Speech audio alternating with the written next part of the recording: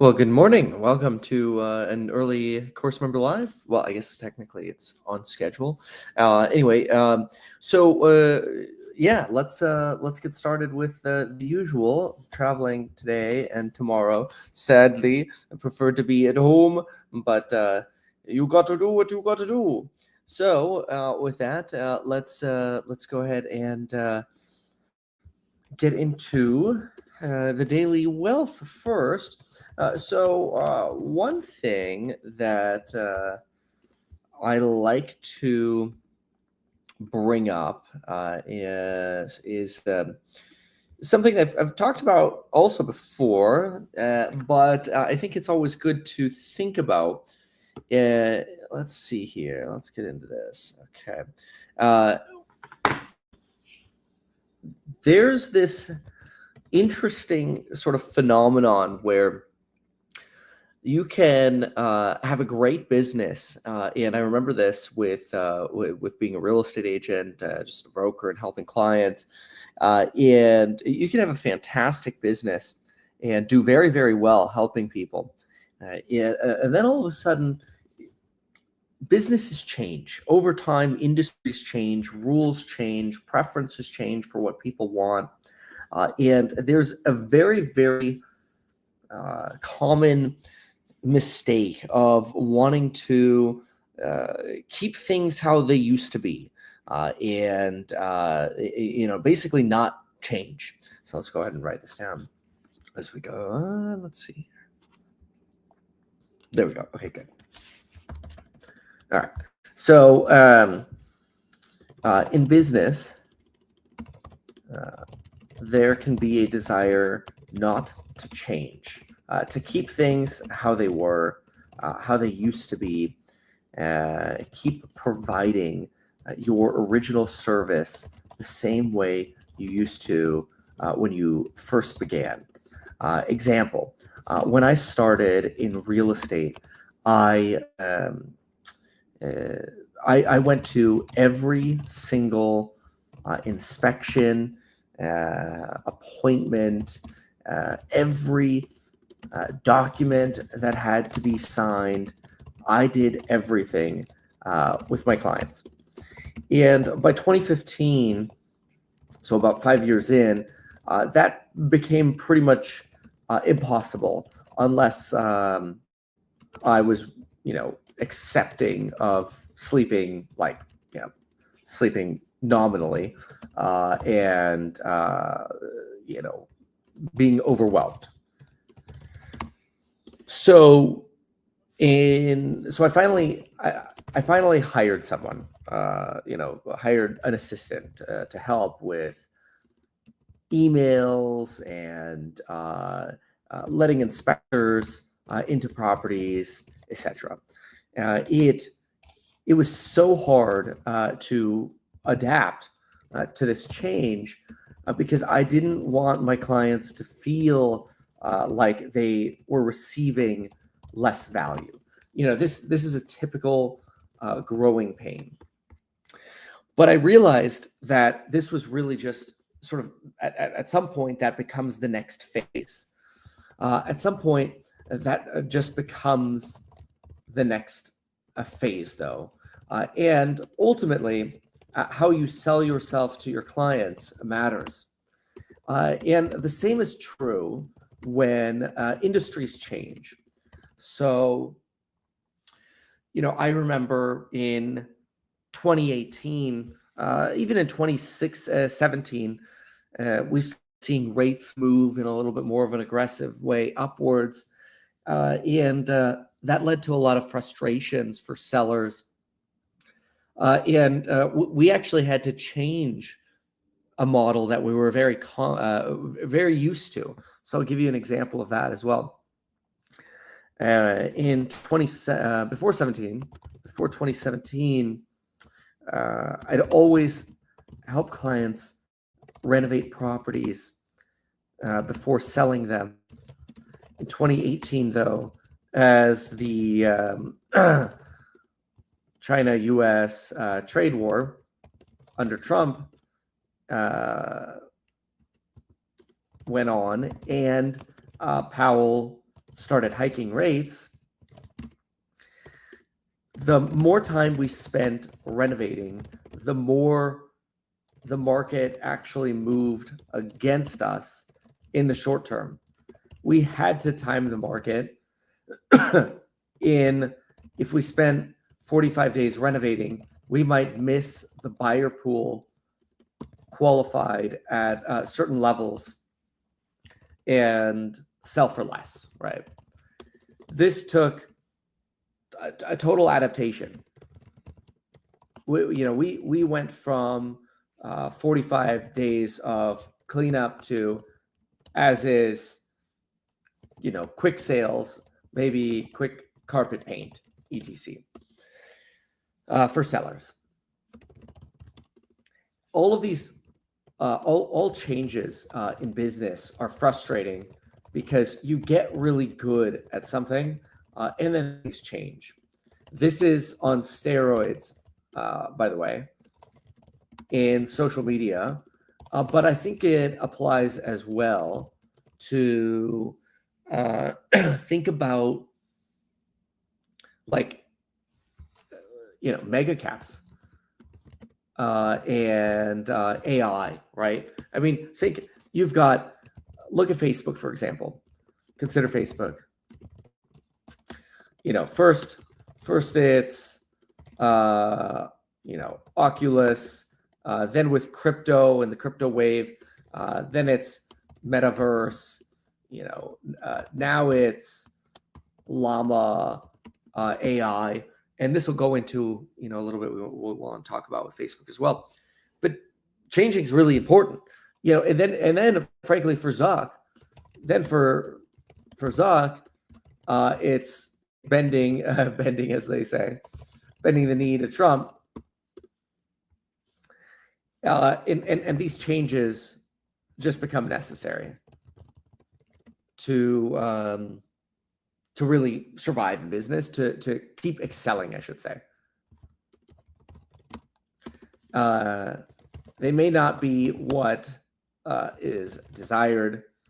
It's easier to keep doing, but in life, you have to adapt always. Keep adapting, and you'll keep surviving. Good luck. So that'll be today's daily wealth that we'll send out. So we'll see what some of y'all think about that, but that's my take. So, so Dean, I actually made a video on this, and I'd encourage you to watch it. I made a video on this yesterday, literally on the channel, about the DC real estate price collapse. And let's just put it this way. As usual, social media is providing a little bit of a perspective that may not be exactly accurate. Okay, so let's go to, there we go. Let's send this out. And let's get to chatting about this Facebook piece here. Okay. Let's see here. Okie dokie.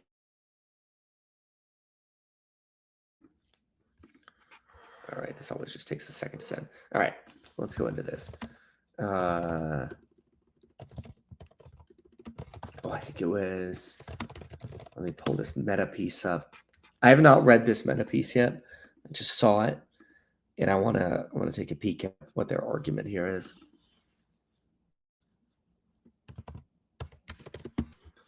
Okay.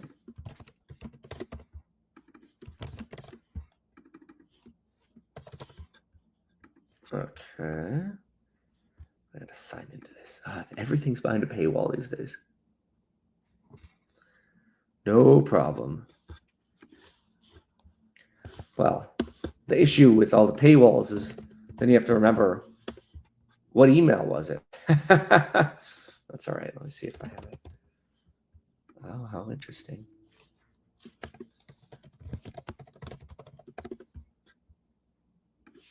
Okay. do not have that. Okay, interesting. Trying to get into that. Well, okay, yep, not that one. All right, let's try a different email. It's one of these. So sign in with Google on some of these websites.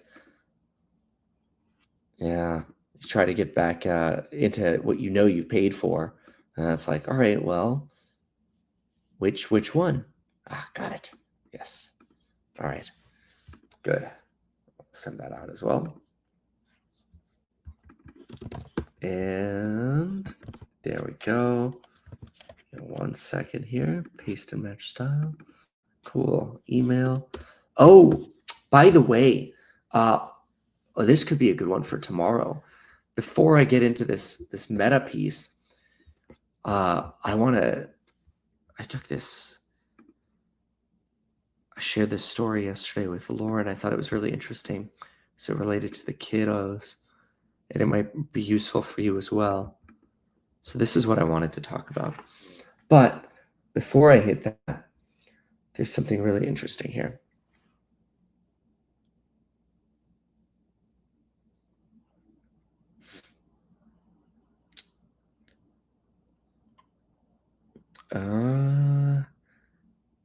Bookmarks.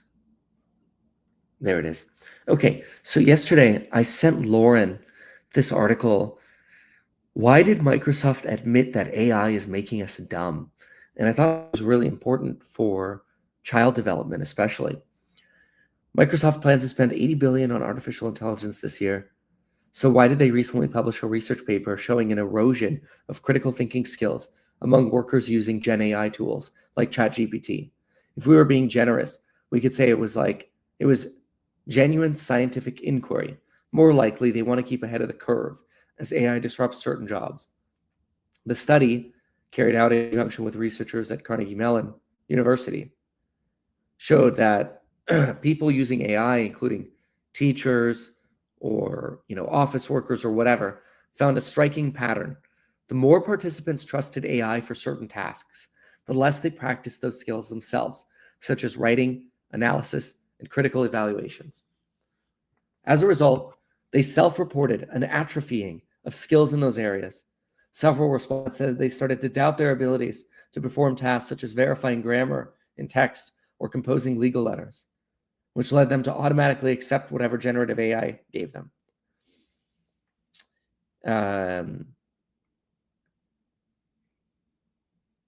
This paints a picture where the future of professional workers ultimately becomes a manager of AI's output rather than an originator of new ideas and content. One result is that cognitive work is going to transform and quickly. Humans will be rewarded for asking their AI agents, the right questions and in the right way.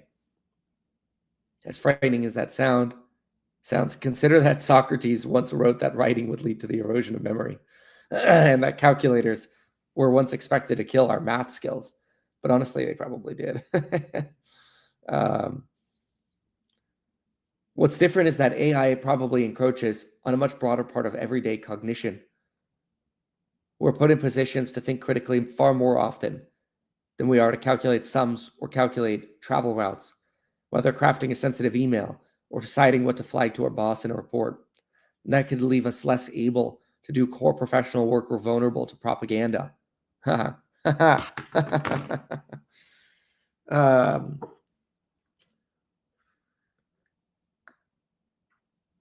So what's remarkable about this article here is I actually think they're spot on. I don't know. I mean, you might see, but when I write those daily wealth emails, I don't use GPT. I don't put them into AI. When you see me analyze an earnings call, I am rarely, I mean, we're talking maybe once out of 20 earnings calls we analyze, do I run it through AI?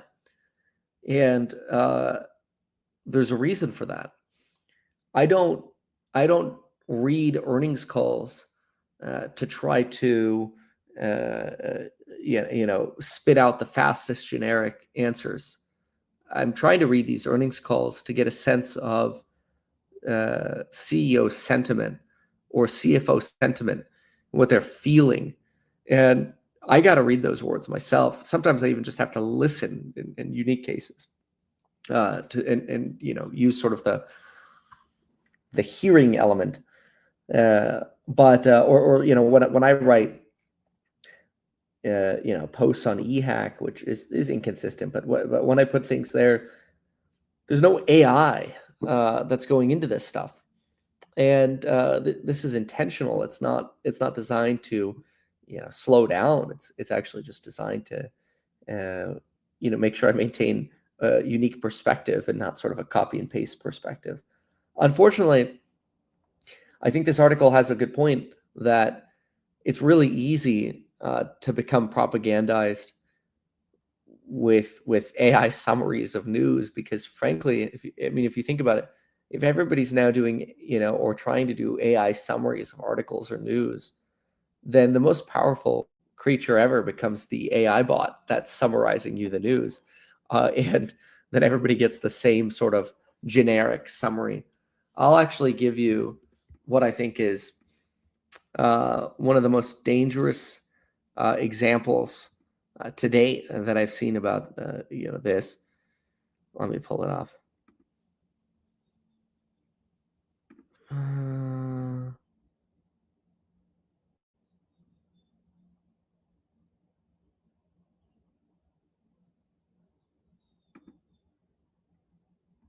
Okay.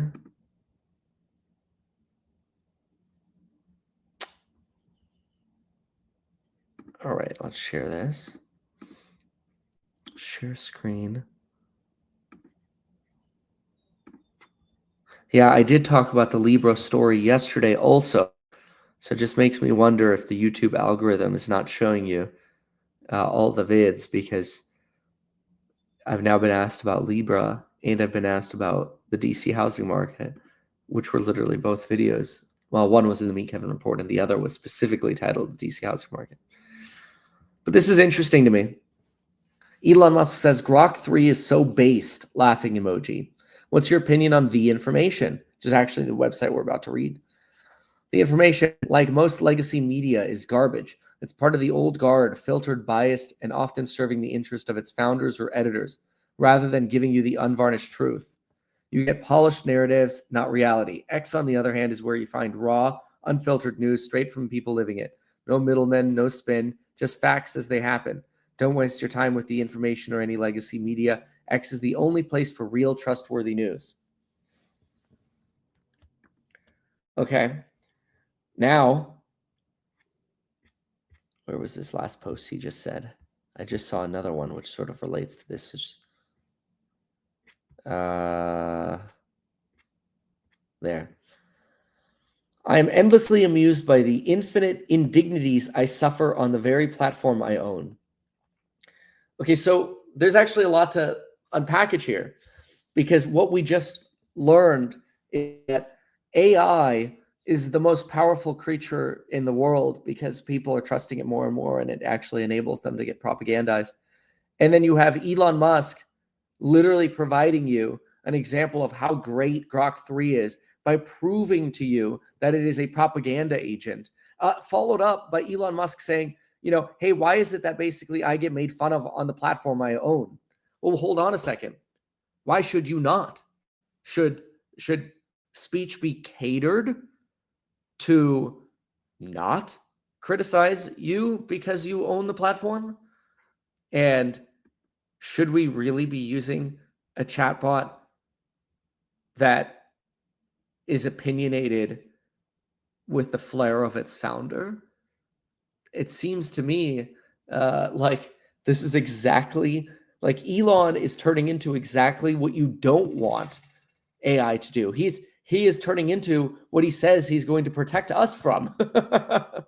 So just saying, I know that then people are like, Kevin, that's just EDS. That's Elon derangement syndrome. No, I'm not a sheep. You're a moron.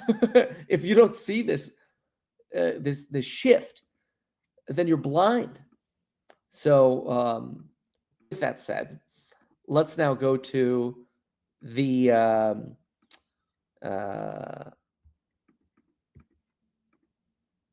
the information. Vin says he's a businessman. See, I disagree with that because what you're saying is, oh, it's okay for him to want to cater speech in his favor on X and use a manipulative artificial intelligence agent because he's a businessman. You're basically saying it's okay to commit a social wrong because you're a businessman. Now, maybe you believe that it's okay to do wrong and make money in business, but I don't.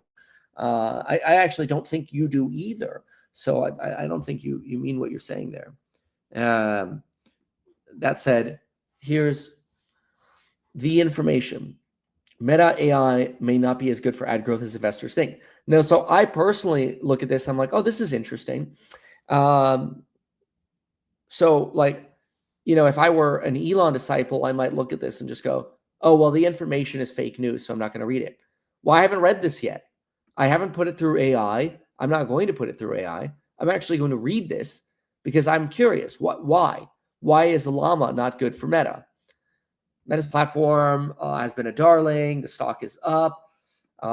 Musk, let's see. Despite CEO Mark Zuckerberg's declaration last month that the company would lift capex by 60% to pay for AI, the rally in Meta stock contrasts sharply with the anemic stock performance of other tech companies with similarly lavish AI spending. One explanation for the varied performance is the belief amongst investors that Meta's investments in developing new AI-powered content creation and ad targeting tools will result in persistent growth of its ad business in the coming years. There's not as much optimism for other tech giants. All right, such as the rapid emergence of OpenAI and other AI applications could result in a reduction of Google's future search advertising growth. Yeah, I maintain that, although I do like that Google has incorporated AI into their chat or into their results. Meta's recent ad revenue growth has been robust, for sure, but investors may be getting ahead of themselves in their assumptions about the long-term future. People in the ad industry, notably, aren't so sure that Meta's ad growth will continue unabated well into the future. Ad industry insiders complain that its ads have risen steadily in price without a corresponding increase in performance. And that equation is what advertisers think about primarily, the conversion ratios, basically. Clearly, they're getting better and better at targeting and creative and whatever. But as an end advertiser, what you see is CPMs rising. Okay, well, hold on a second. In fairness, if they're getting better at targeting, then maybe that makes sense because you're actually getting more value out of your CPM. Your click, your cost per thousand, basically. Okay. You're paying more for inventory and results maybe get a little bit worse over time. Okay. Founder of Flywheel Strategies, which advises e-commerce and retail businesses on digital marketing, said, for people who know the marketing space, it stands that Meta is not a win. And I don't see anything on Meta's roadmap. No one's talking about things on Meta's roadmap that's going to unlock value like it used to. Okay. For the next 5 years, Wall Street thinks Meta's ad revenue growth will outpace overall media advertising. Interesting. Wall Street analysts have lofty expectations for Meta. Analysts are anticipating Meta's top line will grow at an average of 12% annually, more than ad spending in general is expected, with Facebook and Instagram capturing 23% of the revenue in the global ad market. Wow. Google just under 28%. That's crazy. Combined, they're half of the ad market. Well, Google's going to include YouTube as well. Meta's recent robust earnings growth helps explain investor optimism. In the fourth quarter of 2024, Meta reported a 21% in ad revenues. Google's ad revenues from its search business and YouTube rose just 12.9 in contrast. How much of that performance has been helped by Meta's heavy investment into Gen AI is unclear. Meta executives have attributed some of the growth to AI tools to help advertisers better reach the right audience via automation, known as Advantage Plus. More recently, it was touted on an earnings call that machine learning, along with NVIDIA, has helped assist advertisers in personalizing ads for people. Anybody here in the chat in advertising that has an opinion on this? Okay. Some people prefer to have more direct control over their campaigns, or they're using different AI tools offered by other companies. AI-powered tools that help suggest headlines for ad campaigns. So do every other marketing platforms. Well, yeah, seeing it everywhere, but none are bringing any data to why it's good. There's a trust component. Well, let me hope that this technology wants me to be successful. That's a general thesis in AI, or sorry, in marketing, is that, well, they want you to make money, which is true. Gen AI investments include money pouring into Meta's AI chatbot, which sits within the app. Makes Meta more engaging. In theory, if people spend time on the apps, that could spend advertisers or lead advertisers to spend more. Executives have said in the past couple of quarters that time spent by people on its apps have increased. Fourth quarter, executives said Facebook and Instagram users were spending more time watching videos. They have also mentioned the possibility of inserting ads into the chatbot responses. Wow. Okay. Still, investors should be skeptical about the impact of AI-powered chatbot. Everyone offers AI-powered chatbots. Let's see here. People, competition of other AI products, fear of the unknown. While some companies prefer to advertise on Meta because it's simple to use those tools, simpler to use the tools than those provided by Reddit and Snap, advertisers might eventually grow wary of paying more.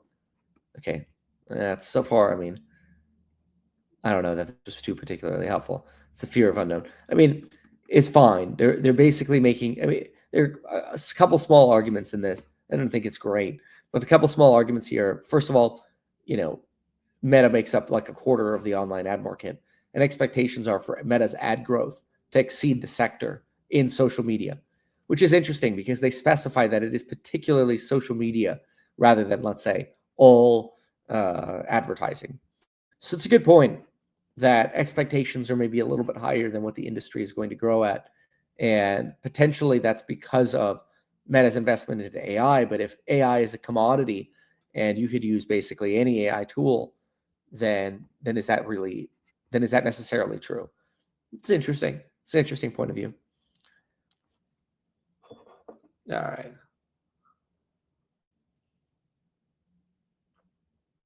All right. Exactly. Yep. Okay, so let's go back to the comments.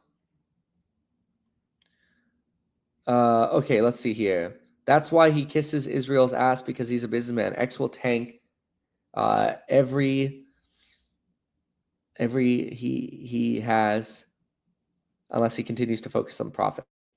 Well, I guess you're talking. Are you talking about Elon? Or are you talking about Zuck? Yeah, no. I mean, like, yes, to that sense, I agree with you. Like, it's one of the reasons why you've got Bezos buying the Melania documentary. So chatbot should just be used for STEM and finance majors and research. Is it possible that that's also hurting people's ability to research, though, and critically discern what to what to believe? What do you think about Berkshire selling their position in SPY? Yeah. Well, I think that Buffett just broadly looks at valuations and doesn't see a lot of great opportunities. I don't think he's a macro timer. I don't think he's trying to say that the market has big problems. I think he just doesn't see compelling opportunities. Metas plus Ray-Bans are sick. Are they really? Tell me about them. Like, what do you use them for? I want to hear about it. And that I'm curious about that, because they're not as heavy as the Apple Vision Pro, right? So I am curious about those.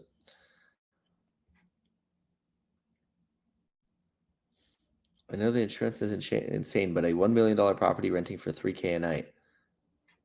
Where? Curious why big money isn't buying up Florida Keys. Oh, the Florida Keys. Most properties are booked a solid year round, except for July, September for insane prices. Yeah, there are a lot of opportunities in short-term rentals in desirable areas, for sure. All right, let's see what else here. Okay.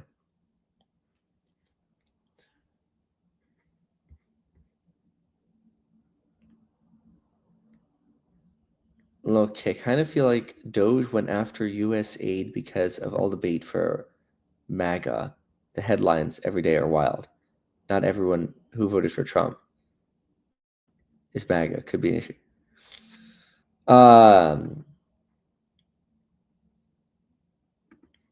Oh, and Apple and Meta and all of them are bound to enter robotics. Yeah, I mean that's to be expected. I mean all of the Mag 7 probably will, except I don't know if Netflix will fit in there, but I'm sure they all will. As far as USAID, I don't know. I just hope that what they're telling us, what Doge is telling us is true.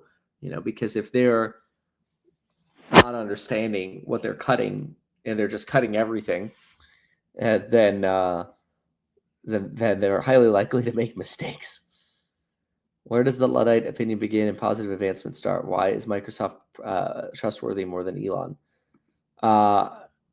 Yeah, I don't think anybody is saying one is more trustworthy than the other. In fact, if you replay the video, I said he who controls the chatbot is the most powerful. I never said which chatbot is more powerful than the other. In fact, if you replay my video, I literally said I try not to use the chatbots. So I don't know. Maybe you missed that part.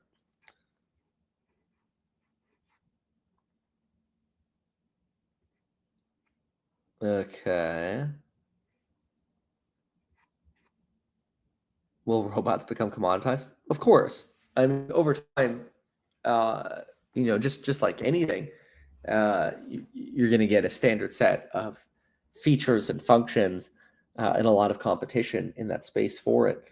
I do think they'll probably be less commoditized than AI chatbots. Like I think in the future, mostly because I think AI advancement has mostly plateaued. I think AI chatbots will be indistinguishable from one another, with the exception of the ones that are tuned with bias. But yeah, other than that, I would say robots will come with a standard set of features, but robots will probably be a lot more like cars. I would guess, where you have the different models, different features and specs. So maybe I shouldn't say they'll be commoditized. There'll be a lot of standardization would be a better word. That would be a better way to look at standardization. So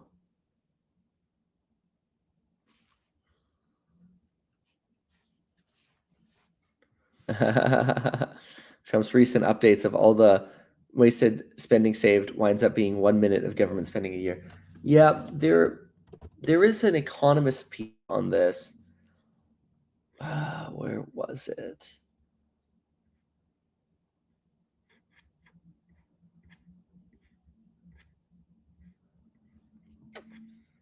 If I could find it. This, I believe. Okay,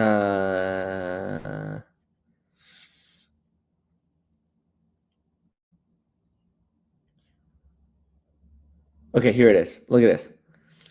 On the daily, sometimes hourly, Elon Musk claims that his team of fiscal commandos have found yet more government fraud, terminated another wasteful contract, or even scrapped an entire agency. Musk's supporters believe that through tech wizardry and sheer willpower, he is slashing the federal deficit in a way that has eluded politicians for years. But this narrative has a glaring flaw. Our review of spending data shows that Mr. Musk's efforts have scarcely made a dent in spending. Every working day, the Treasury publishes a statement detailing the withdrawals of cash from its primary deposit account, providing the best high-frequency indicator of government spending. Since Trump took office more than 3 weeks ago, outlays have averaged $30 billion a day. Compare that with the same period under Joe Biden. Federal spending then was $26 billion a day. Outflows from the Treasury Department have actually risen since Mr. Musk first claimed his Department of Government Efficiency, or Doge, was saving the government $1 billion a day. That's interesting. looking at the bigger picture, the government spending trajectory in the current fiscal year, which began in October, basically resembles that of the past 2 years. Such comparisons are far from perfect. Flows into and out of the government coffers are volatile. That's fair. In nominal terms, spending naturally rises over time because of inflation. Yep, pushed up by inflation. Perhaps outflows would have been even larger in the absence of Doge. That's fair. And the agency is still in its infancy. Nevertheless, the gap between Musk's declarations and his apparent failure to cut spending shows difficulties facing the project. Musk has promised $2 trillion in government savings. He will struggle to get close to that, in part because of the way America's budget is structured. The government is on track to spend $7 trillion this year. Nearly 2/3 of this consists of mandatory expenditures on social and health. Interest payments account for 10%. That leaves a quarter of the budget for discretionary, a category that is in theory somewhat easier to trim, except half of that goes to defense. And Republicans would like to increase that. In other words, no matter how aggressive Doge is, its actions are focused on barely more than 1/10 of the overall federal budget. Musk says he will produce vast savings by rooting out fraud and waste.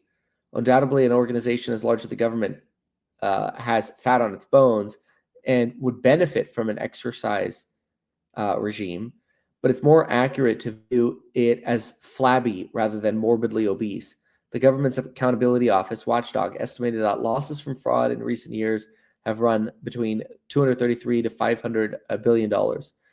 Were it possible to identify and zap all of the fraud in real time, an extremely tall order, it would still not get Mr. Musk close to his $2 trillion target, basically. I mean, that'd still be nice if you could get close to that level of fraud. We'll see. That's a lot of money. In any case, Doge's efforts appear to be pretty scattershot. Many of the spending reductions have targeted things that Trump deemed wasteful, such as diversity, equity, and inclusion programs. Yet these amount to a tiny sliver of the budget. The full value of the savings announced by Doge so far adds up to $7 billion so far. Moreover, some of the reductions came from scrapping multi-year contracts, meaning that annual savings amount to less than the headline figure. Oh, that's interesting. That's actually a really good line because, if you're like, oh yeah, we slashed a $500 million contract, but it was a 5-year contract. Well, then, that's actually, you saved $100 million per year, which is still savings,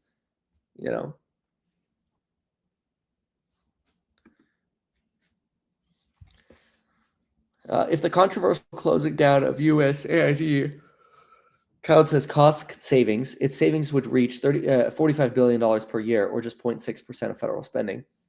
None of this is to minimize Doge's impact. It's already put thousands of government workers on leave. With the new executive order from Trump, it's now preparing to make mass layoffs, though it may lack the legal authority to do so. But the core mission of Doge is to save money.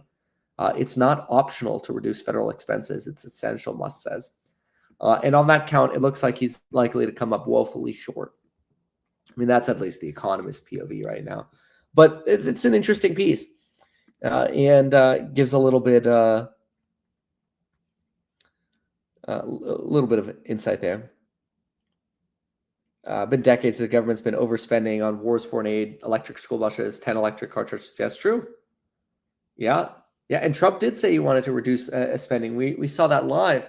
Lockheed Martin, plummeted after he said that. The article was referencing Republicans, though. That's, Republicans wanted to increase that spending.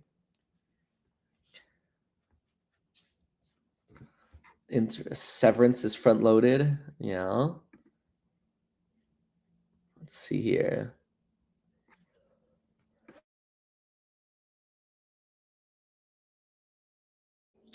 All right. What makes you think AI will not grow anymore? No, I don't think that AI will not grow anymore. I think that it's just presently in a bit of a plateau. Like, I feel like most of the advancement in the chatbots has been made, now we get extra like little features like, oh, okay, hey, we can search the internet for you or search research papers, but the logic has really gotten standardized. I feel like I haven't seen a major advancement in the logic.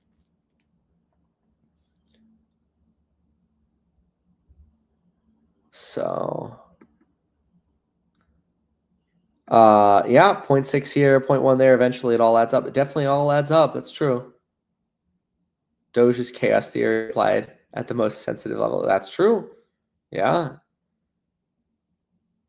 Yeah. Alexander used to sell tickets for people to get on a plane. Well, I never sold tickets for people to get on a plane with me. But you know, people people shouted us a lot when we were doing real estate. Plethora of waste in health and overbilling. Oh, I agree with that. Yeah, insurance. There's so much room for improvement in insurance.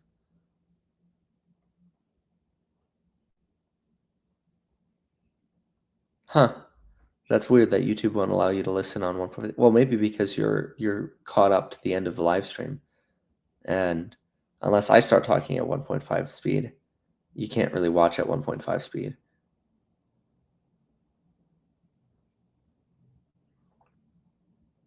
Apparently, for coding, AI is old. Just processing has become faster. Apparently, made in the 80s. Oh, interesting. And then the very next comment: O3 Mini High is amazing at coding and problem solving. High stands for high reasoning setting.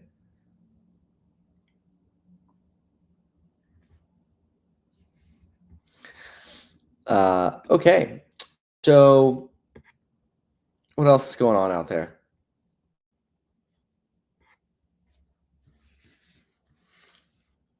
Well, markets are closed today.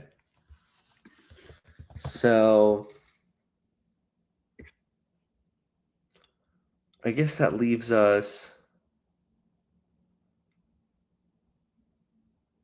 sort of looking for news or some analysis to do. Let's look at the NASDAQ earnings calendar. NASDAQ earnings calendar.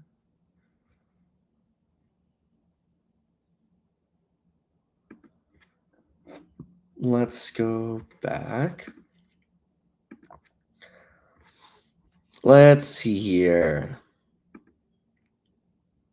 Let's go back a little and find something we can take a peek at. So Google, Pepsi, AMD. How Spotify's doing? Let's look at Spotify. How did they do? They reported like 2 weeks ago. Well, they've gone up over the last 2 weeks. They've actually done really well. They're up like 40% year to date. Spotify's actually been a rocket ship since really summer. They've doubled since about May of last year. Spotify investor relations. Let's see what's going on in some of their numbers here. All right, financial statements and Q4.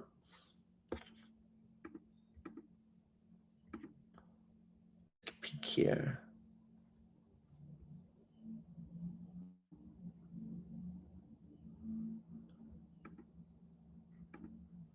Okay. There we go. All right, let's see what we got here.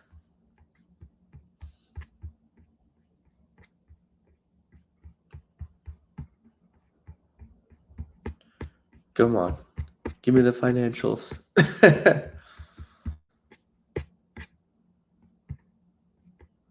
All right, revenue per user. Premium subscribers. They've got 263 million premium subscribers. That's 263. I mean, that's nice growth. Let's see here. Millions, except percentages. Right. 27 mil more or 11% growth. So 11% growth from the prior year. Free trial offers were meaningful contributors to total premium subscribers. So you got some kind of conversion. Good. Ad-supported monthly active users grew by 12%. That's pretty good. Average revenue per user for a 3-month period was in euros, $4.69. Pretty good.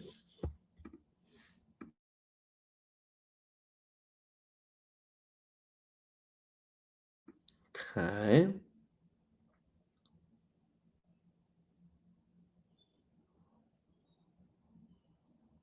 So,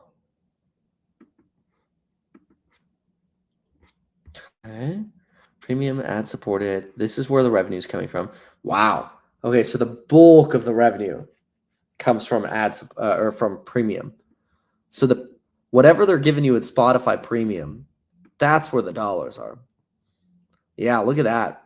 88% of their revenue comes from that premium subscription, not actually the ad supported, which is only 12 to 13%.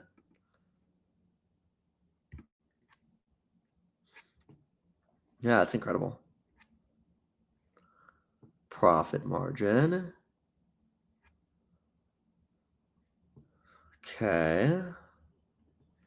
About 30%.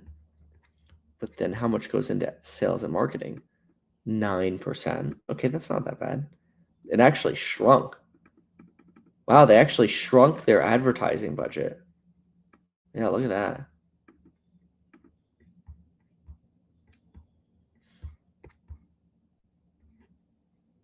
Net cash flows from operating activities. Capital expenditures, free cash flow. It's pretty good. Okay, let me actually get to a full income statement here.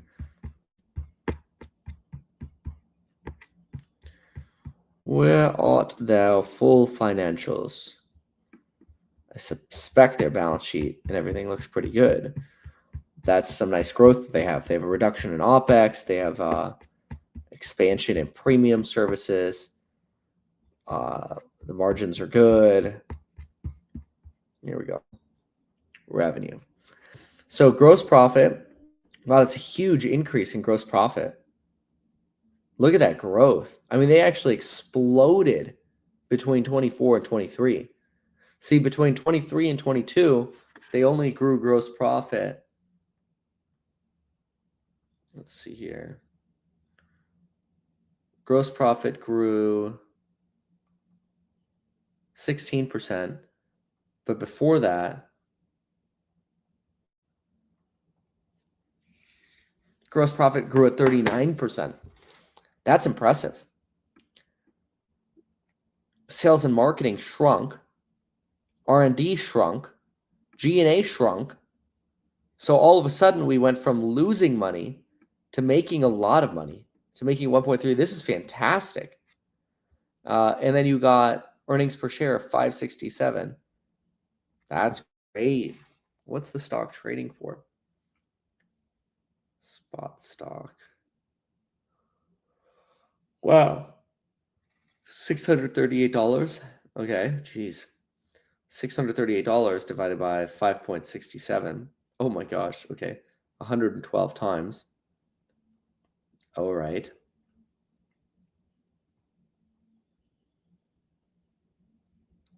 Let's see here.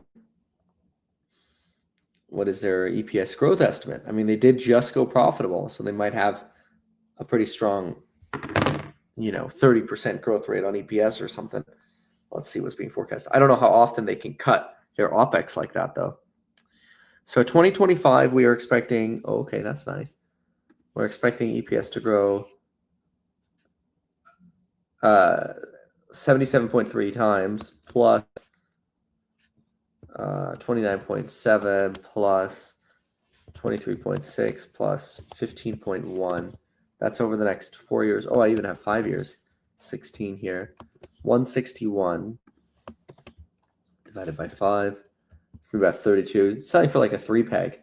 32.3. Divided by. Yeah, 3.5 or so. So it's definitely, it's not cheap. You're paying for the growth. If I use 2025 EPS instead of 2024, then that'd be $10. Then they'd be trading for 63.8. Okay, 63.8, and they would have a growth rate of 7 plus 23.6, 15.1, 16, 84.4 divided by 4, 21, 65, 63.8. About a 3 peg. Either way you slice the apple, it's about a 3 peg. So, a little expensive. It's not overly expensive. A little expensive. Very interesting. They've done very well. So good for them.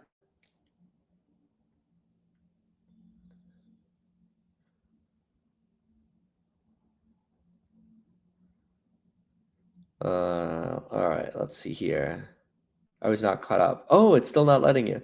That sucks. Nuclear chicken. From $60.22 to $6 Spotify rocks. Spotify's done great, yeah.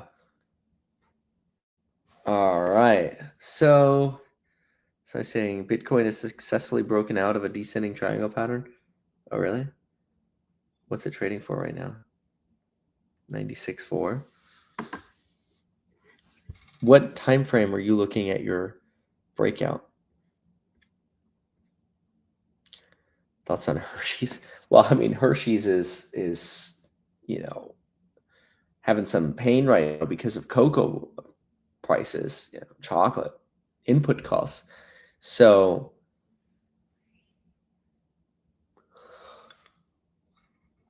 you kind of have to look and wonder, how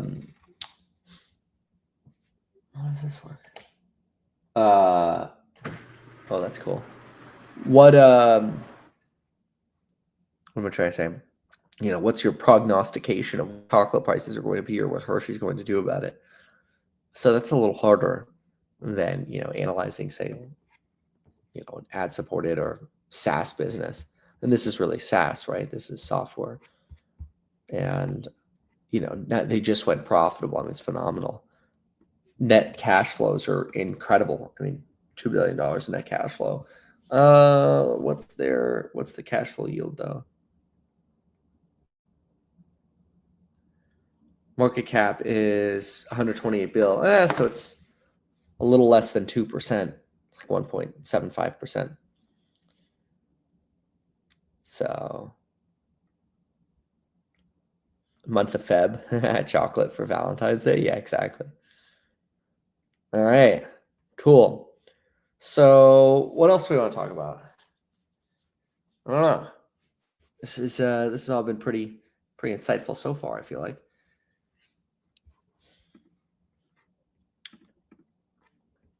Let's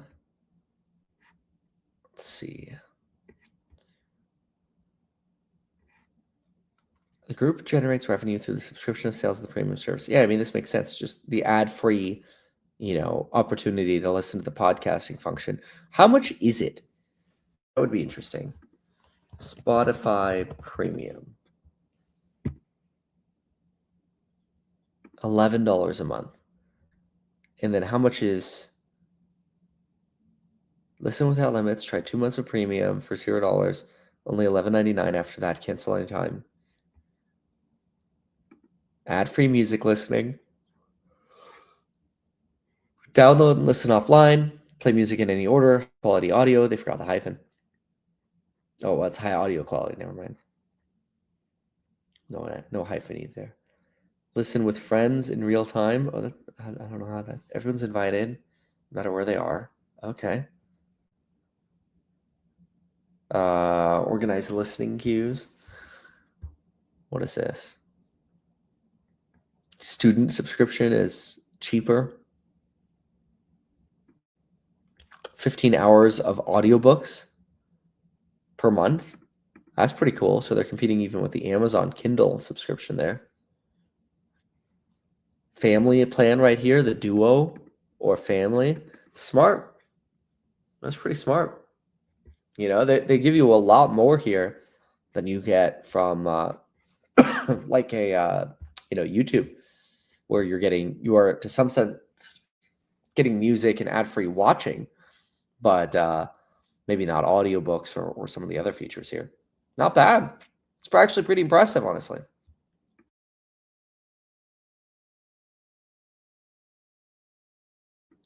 If you're on your phone when trying to do the 1.5x video, turn your phone on landscape view and check your settings. Try that.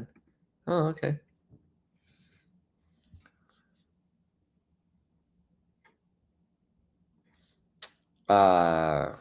Any updated thoughts on the recession in China getting considerably worse and how tariffs and counter tariffs will have knock-on effects? Yeah, I don't know, what, I don't think anybody does, what actual tariffs we're going to get.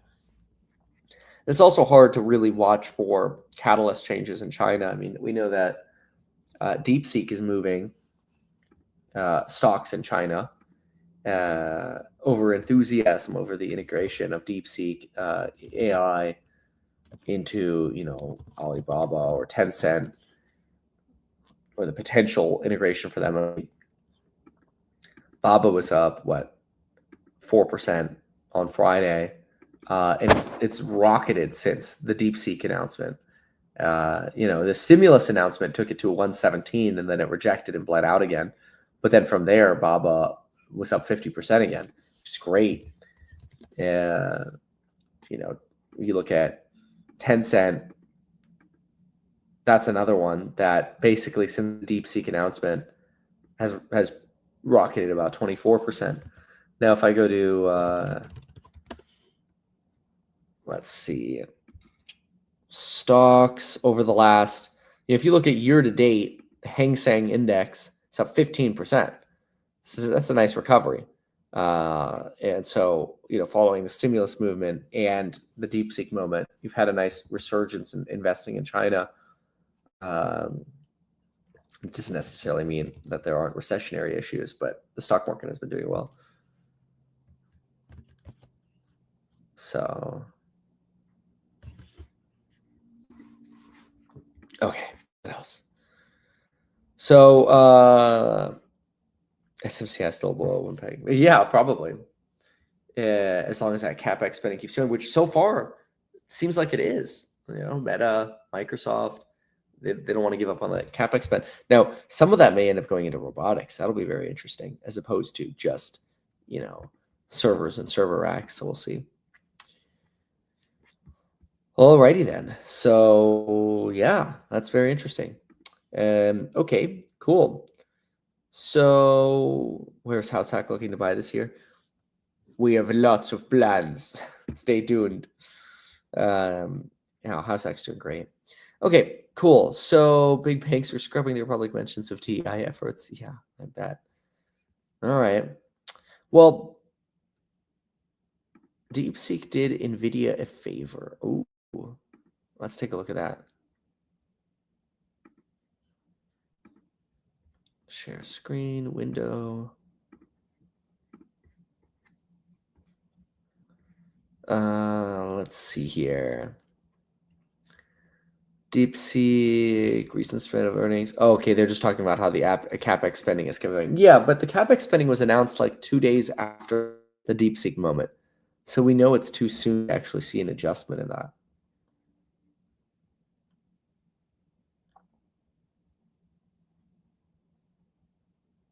So that's interesting. Okay, well, I think that's all we have today for the course live. A little shorter day with the market being closed, and I got to get to some appointments, so hence the traveling. Anyway, appreciate y'all. Thanks for being here, and we'll see you in the next one. Goodbye and good luck.